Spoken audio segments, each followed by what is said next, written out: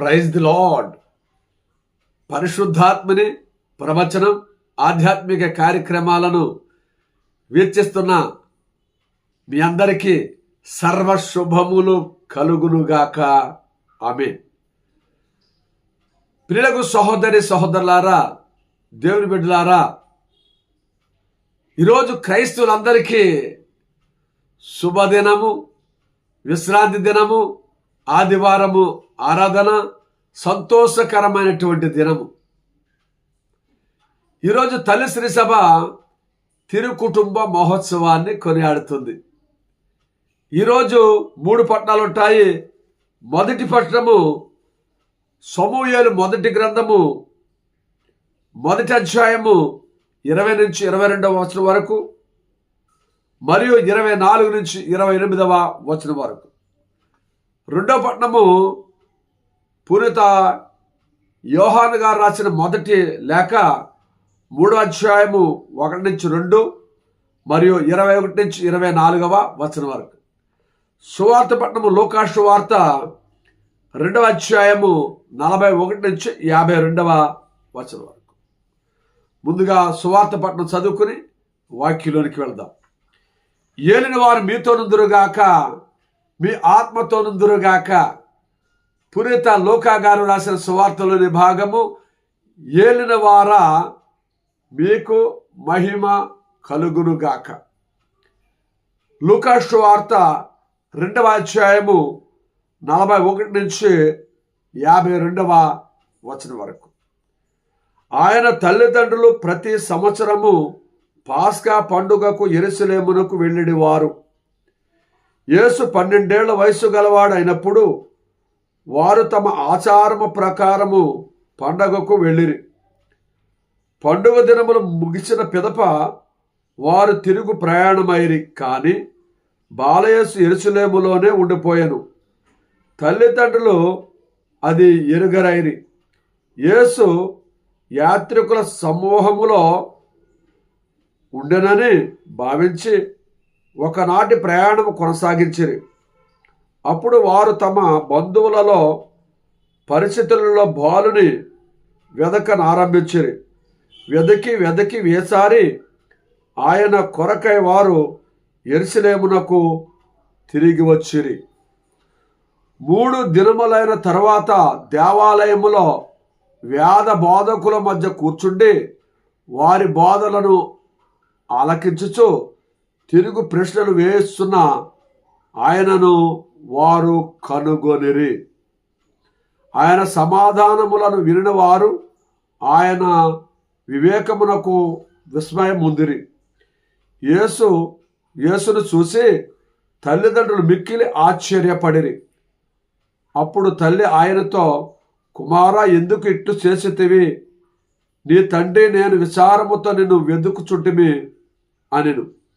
మీరు నా కొరకు ఎలా వెదికితిరి? నేను నా తండ్రి పని మీద ఉండవలనని మీకు తెలియదా అని ఆయన బదులు పలికెను. ఆయన మాటలను వారు గ్రహింపలేకపోయిరి. అంతటా యేసు వారితో నజరేతునకు తిరిగి వచ్చి తల్లిదండ్రులకు విధేయుడై ఉండెను. తల్లి మరియమ్మ ఆ విషయములన్నీ మనస్సున పదిలిపరుచుకొని ఉండెను. యేసు జ్ఞానమందును ప్రాయమందును వర్ధిల్లుచు దేవుని అనుగ్రహమును ప్రజల ఆదరాభిమానములను పొందుచుండెను. ఇది క్రీస్తు నాథుని యొక్క రక్షణ సువిశేషము. క్రీస్తువా మీకు స్తుతి కలుగునుగాక. ఈ సువిశేష వాక్యము ద్వారా మన పాపలు మన్నింపడుగాక. ఆమేన్.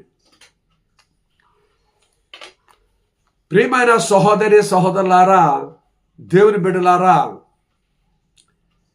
మరి ఈరోజు తల్లి శ్రీ సభ తిరు కుటుంబ మహోత్సవాన్ని కొనియాడుతుంది.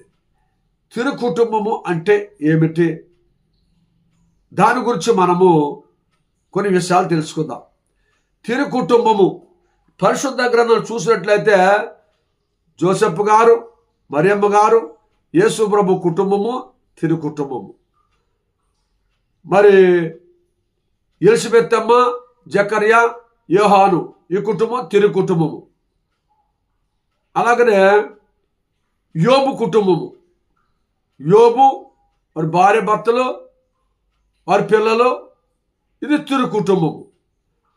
అదే తిరు కుటుంబము అన్నదాని గురించి పరిశుద్ధ గ్రంథం మనం చూసిన తిరు కుటుంబం అంటే భక్తిమంతుల కుటుంబము.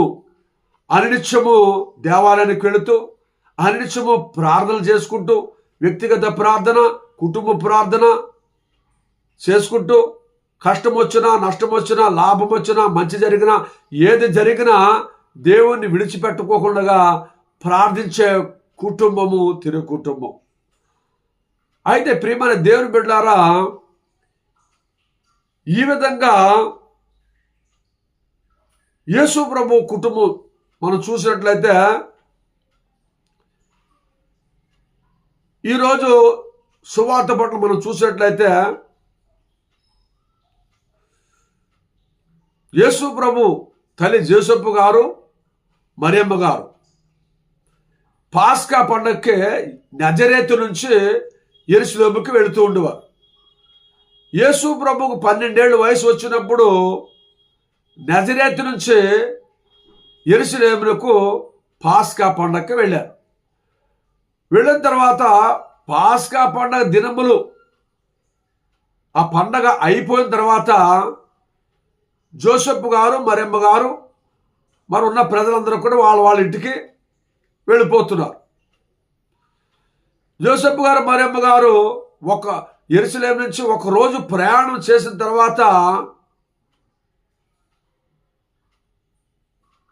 అప్పుడు యేసు ప్రభు నా కుమారుడు యొక్క ప్రజల మధ్యలో ఉన్నాడేమో అనుకున్నారు. అనుకుని వాళ్ళందరిని అడుగుతున్నారు, నా కుమారుని చూసారా మీరు అని అడిగినప్పుడు నాకు తెలియదు అంటాం చూస్తున్నాం. మరి పండగకెళ్ళిన వాళ్ళందరూ కూడా అడుగుతున్నారు, బాధపడుతున్నారు. అయ్యో నా కుమారుడు ఏమైపోయాడో, ఎక్కడికి వెళ్ళిపోయాడో అని చెప్పి బాధపడుతూ వెతికి వేసారి మరి యెరూషలేముకి వెళ్ళారు. యెరూషలేముకి వెళ్ళేటప్పటికి వేద బోధకుల మధ్య కూర్చుండి ఆయన వాళ్ళు అడిగేదానికి జవాబు చెబుతున్నాడు. వాళ్ళ ప్రశ్నలు అడుగుతుంటుంటే జవాబు చెబుతున్నాడు. అలాగా దైవభక్తిలో మునిగి తేలుతున్నాడు యేసు ప్రభువు. అప్పుడు మరియమ్మ గారు, జోసెఫ్ గారు వెళ్ళి, నాయనా నువ్వు ఇక్కడున్నావా? నేను మీ గురించి వెతికి వేసారిపోయి అలసిపోయాము, నువ్వు కూడా ఇక్కడున్నావా? ఏం చేసి ఇలా చేసేవేంటి నాయన అన్నప్పుడు యేసు ప్రభు ఏమంటున్నారంటే, అమ్మా నేను నా తండ్రి పేరు మీద ఉన్నానని నీకు తెలీదా అని చెప్పి యేసు ప్రభు జవాబు చెప్తున్నాడు. అంటే తండ్రి పని మీద అన్నప్పుడు వాళ్ళకి, జోసెఫ్ గారికి, మరియమ్మ గారికి అర్థం అవ్వాలి. అంటే తండ్రి అంటే సర్వాన్ని సృష్టించిన మహానుభావుడు, తండ్రి దేవుడు. నేను ఆ తండ్రి పని మీద ఉన్నాను కాబట్టి మీరు ఎందుకు దిగులు పడుతున్నారు, ఎందుకు బాధపడుతున్నారు అని చెప్పి మరి వాళ్ళ తల్లిదండ్రులు కలిసి ఇంటికి వచ్చారు. తల్లిదండ్రుల విధేయత కలిగి ఉన్నాడు యేసు ప్రభు. తల్లిదండ్రుల మాట జవదాటలేదు. యేసు ప్రభు జ్ఞానమందును ప్రాయమందును వర్ధిల్లుచు దేవుని అనుగ్రహములను, ప్రజల ఆదరాభిమానములను పొందుతూ ఉన్నాడు. తల్లిదండ్రులకు విధేయత కలిగి ఉన్నాడు. ఇక్కడ భయభక్తులు కలిగి ఉన్నాడు. తల్లిదండ్రుల మాట జవదాటలేదు. తల్లిదండ్రులు ఏం చెప్తారో అది చేసేవాడు. చర్చికి రమ్మంటే చర్చికి వెళ్ళేవాడు. ఇంట్లో ప్రార్థన చేసుకున్నవారు జోసెఫ్ గారు, మరియమ్మ గారు, యేసు ప్రభు వారు. బైబిల్ చదివేవాడు. అలాగా దేవుని యొక్క భయభక్తులు కలిగినట్టు కుటుంబము, నీతిమంతుల కుటుంబము, తిరు కుటుంబము యేసు ప్రభు కుటుంబం. అలాగే జకర్యా కుటుంబము కూడా దైవభక్తి కలిగిన కుటుంబము. జకర్యా యాజకుడు, ప్రవక్త. ఆయన బలిపీఠం దగ్గర ధూపం వేస్తున్న ఒత్తి వచ్చినప్పుడు ధూపం వేస్తున్న సందర్భంలో అతని దేవదూత ప్రత్యక్షమయ్యి, జకర్యా, నీ భార్య గుడ్డెల, నీ భార్యకు గర్భం ధరించి కుమారుని కంటది, ఆయన యోహానుని పేరు పెట్టని చెప్పి దేవదూత చెప్పినట్టుగా కుమారుడు పుట్టాడు, యోహాను అని పేరు పెట్టారు. మరి ఈ విధంగా యోహాను పెట్టి అది పేరు పెట్టి వాళ్ళు కూడా భక్తిమంతులుగా దేవాలయానికి వెళుతూ ఉండేవారు, వస్తూ ఉండేవారు, ప్రార్థనలో ఇదవుతూ ఉండేవారు. దేవాదేవుడు, లోకరక్షకుడు, తండ్రి దేవుడు,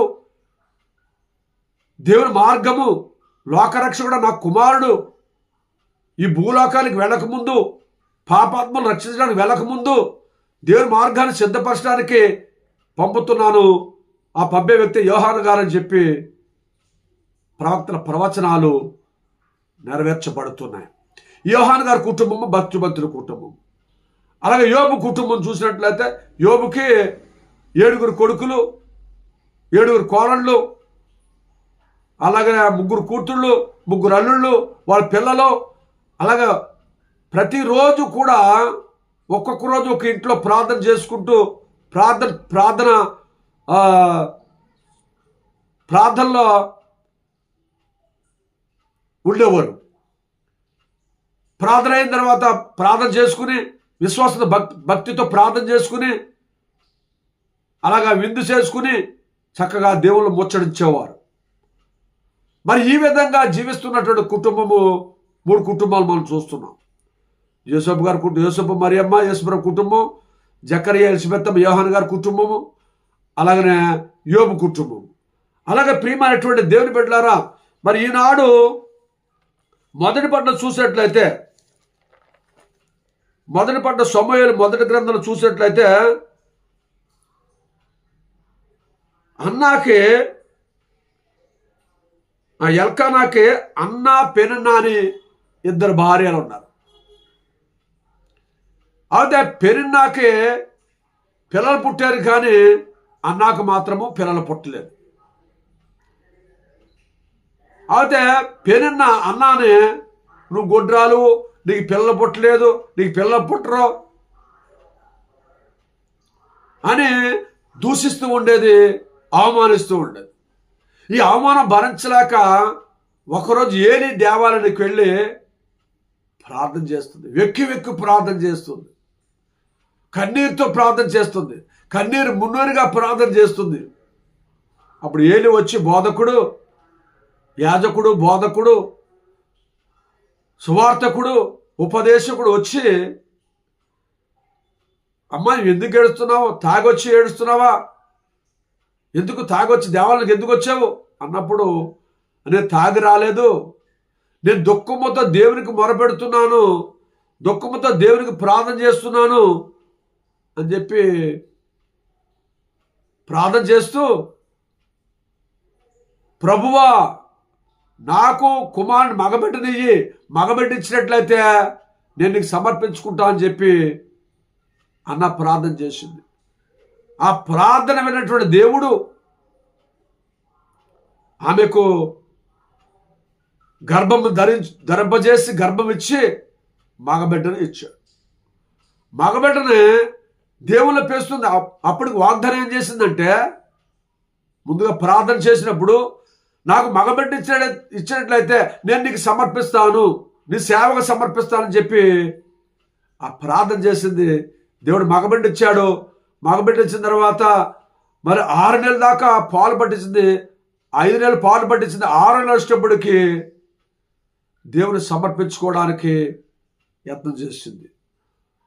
అప్పుడు ఎల్కానా అంటున్నాడు, ఈ బిడ్డను తీసుకుని యెరూషలేముకి వెళ్ళి బిడ్డను సమర్పిద్దాం, ఏలి మందిరానికి వెళ్ళి సమర్పిద్దామని చెప్పినప్పుడు, నేను ఇప్పుడు రాను, బిడ్డకు పాలు మానిపించిన తర్వాత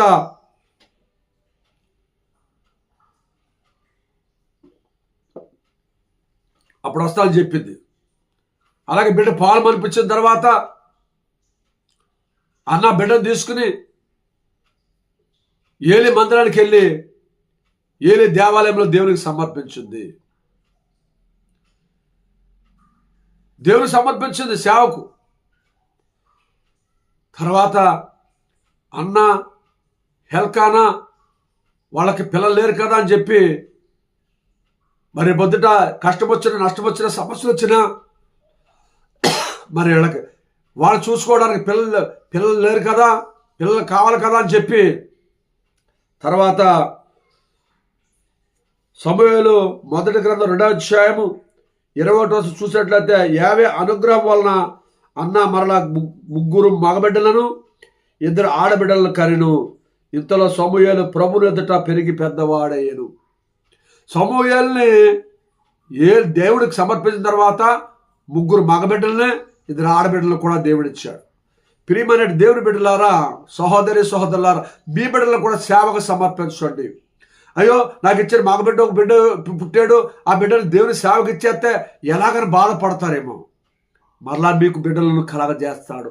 అన్నాకు ఏ విధంగా అయితే మరి అన్న దేవుని కుమారుడు సమూహం సమర్పించుకుందో దేవుడు మళ్ళా ఆమె ప్రార్థన ఆలకించి 3 మగబిడ్డలను 2 ఆడబిడ్డలు ఇచ్చాడు. ప్రియమైనటువంటి దేవుని బిడ్డలారా, మరి అదే విధముగా దేవుని భక్తిమంతుల కుటుంబం, ఎవరైతే దేవుని భయభక్తులు కలిగి ఉంటారో ఆ కుటుంబాన్ని దేవుడు ఆశీర్వదిస్తాడు. చూడండి, కీర్తన గ్రంథము 18:6 చూసినట్లయితే నా ఆపదలో నేను ప్రభు మొరపెట్టి తిని నా దేవుని వేడుకొంటిని, ఆయన తన దేవాలయం నుండి నా వేడుకోలు ఆలించెను, నా మొర ఆయన చెవిని పడెను. అన్న ప్రార్థన చేసింది ఈ విధంగా. ఆపదలు వచ్చినప్పుడు, కష్టం వచ్చినప్పుడు, నష్టం వచ్చినప్పుడు ఆమె ప్రార్థన చేసింది.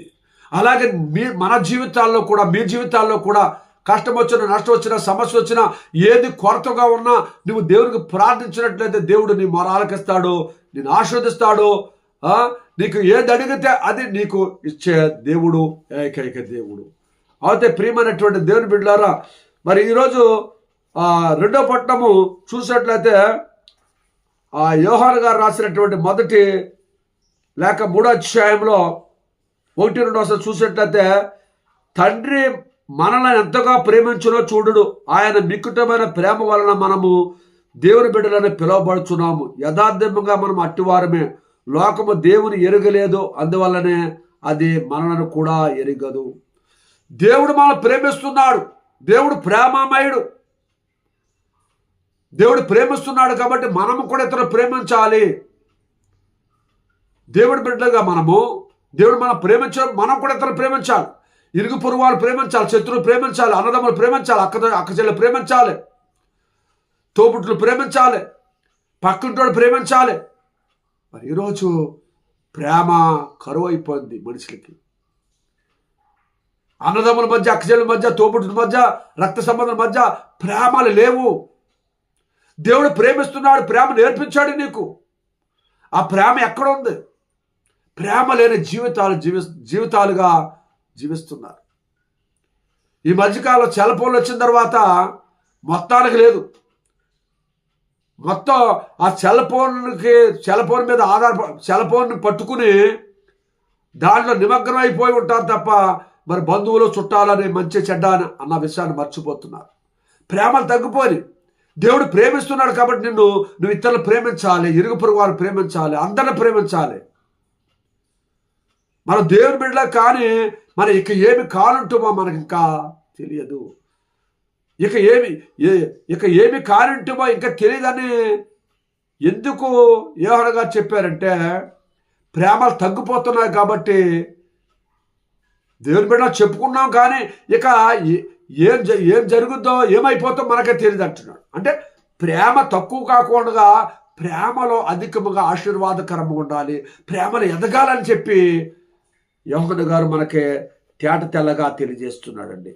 ప్రియమైనటువంటి దేవుని బిడ్డలారా, సహోదరులారా, మరి ఈ విధంగా మరి ఈ తిరుకుటుంబ మహోత్సవం రోజుని మరి యేసు ప్రభు, జోసెఫ్ గారు, మరియమ్మ గారు కుటుంబం తిరుకుటుంబముగా, భక్తిమంతు కుటుంబంగా ఏ విధంగా అయితే ఉన్నారో, జకరియా, ఎలిజబెత్తమ్మ, యోహాను గారి కుటుంబం తిరుకుటుంబంగా ఉన్నారో, యోబు వారి కుటుంబం ఏ విధంగా తిరుకుటుంబంగా ఉన్నారో, అలాగే మనం అనునిత్యము కూడా తిరుకుటుంబముగా, భక్తిమంతుల కుటుంబముగా మరి అనునిత్యం చర్చికి వెళ్తూ ఉండాలి, ప్రార్థనకు వెళ్తూ ఉండాలి, ఇంట్లో ప్రార్థన చేసుకుంటూ ఉండాలి, పిల్లలకు నేర్పించాలి, వ్యక్తిగత ప్రార్థన నేర్పించాలి, బైబిల్ చదువు నేర్పించాలి, ప్రార్థన చేయడం నేర్పించాలి, పాటలు పాటలు నేర్పించాలి.